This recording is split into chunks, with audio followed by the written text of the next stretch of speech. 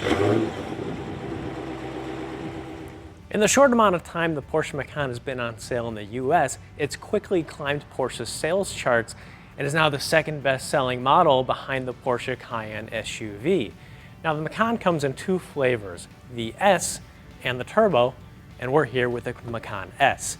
Now it doesn't take upgrading to the glitz and glamour-filled Turbo to really get what the Macan is about.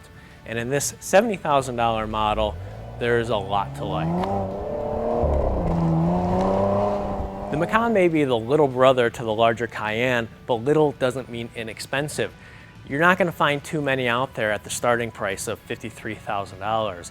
This $70,000 Macan is more closely what you're going to find out on dealership lots and is the vast majority of what we have in Cars.com's national inventory. Now the big appeal of the Macan here is just how much it looks like a Porsche. There are bits and pieces all around the car that remind you of Porsche sports cars. The back has a very swoopy and curvy look, just like the 911, and the headlights up front are inspired by the Porsche 918 hybrid supercar. The wheels are actually a staggered setup, so you have wider wheels out back than you do in the front, just like the 911, and that's there to give a very balanced performance handling experience. Even though one Macan trim level has turbo in its name, both are turbocharged. The base Macan has a 3-liter V6 twin turbocharged that makes 340 horsepower, and the Macan Turbo has a 3.6-liter twin turbocharged V6 making 400 horsepower. The 3-liter in the Macan S is a highly refined engine, and I wouldn't expect anything less under the hood of this Porsche. Boost response is fantastic, and if you didn't know that there were a pair of turbochargers under the hood of this SUV, you could totally be fooled into thinking this was a high horsepower naturally aspirated V6. It's that seamless. And then there's the sound. The standard exhaust has a flap in the mufflers that open up to give a little more sound on heavy throttle usage and also in sport mode.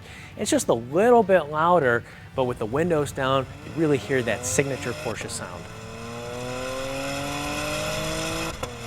Despite its small size, the Macan S isn't a lightweight, weighing over 4,000 pounds, but the all-wheel drive system with a rear bias really helps the car drive much smaller than its pounds suggest. The inside is legitimately a Porsche.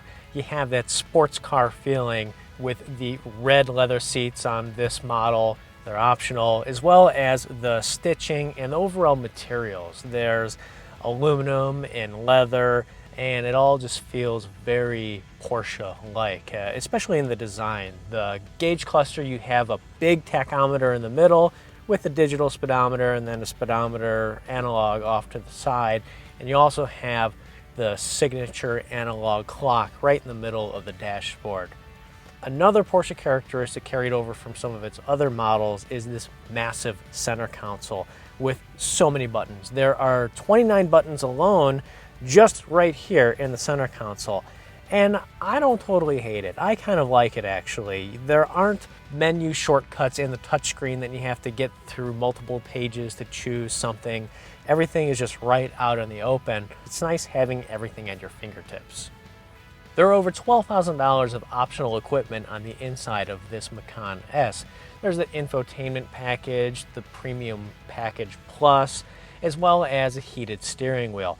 Now, here's a trick. If you have a Macan, check and see if there's a button on the bottom spoke in the back of the steering wheel. That's going to be your heated button. Totally drove this for a good while before figuring out that's where the heated button is. It's kind of hidden.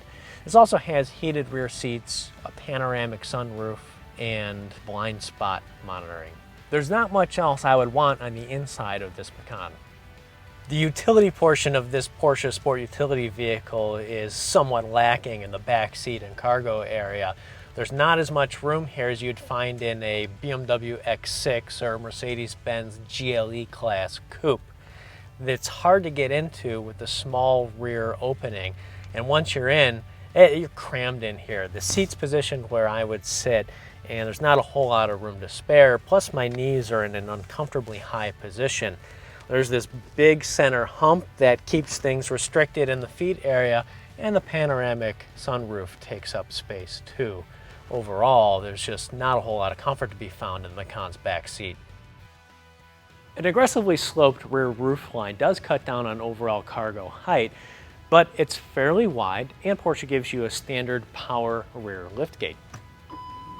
Now, even though this is the base Macan, there's a healthy dose of Porsche DNA infused in its driving characteristics and the interior feel. So much so that even at $70,000, you don't quite feel ripped off even when shopping larger SUVs.